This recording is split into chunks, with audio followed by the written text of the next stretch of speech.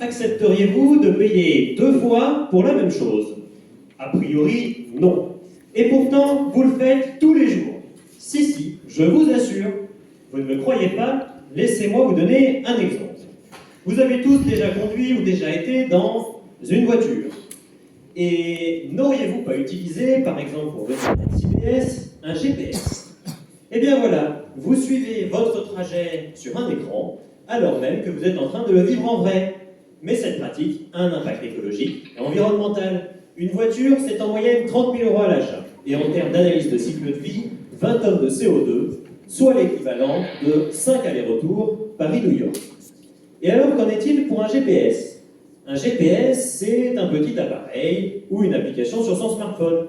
Mais pour fonctionner, le GPS a besoin de satellites, de serveurs, de cloud ou encore d'une connexion Internet. Et là encore, tout ça a un coût.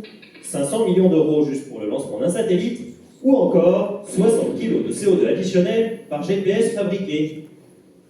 Alors oui, le GPS vous permet de mieux vivre votre trajet, mais il a un coût que l'on oublie souvent.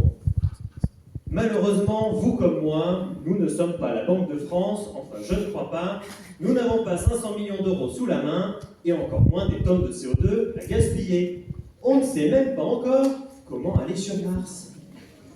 Et bien, il en va de même pour l'industrie 4.0. Et c'est pourquoi nous avons choisi de développer une méthodologie d'évaluation des coûts, à la fois économique et écologique, appliquée aux jumeaux numériques, futurs de l'industrie 4.0. En bref, je suis, vous êtes, nous sommes ensemble les acteurs clés de la transition industrielle pour que les 40 milliards de tonnes de CO2 que nous générons chaque année ne soient plus qu'un lointain souvenir. C'était mon projet GI en 180 secondes sur les coûts économiques et écologique du jumeau numérique. Merci à l'ensemble de mon équipe, Farah, Ami, Zineb, Senabou. Un grand merci à notre DO Nathalie Julien, que je vois jusqu'ici, et notre ERP Yann Evno pour tout l'accompagnement. Et bien sûr, merci à vous.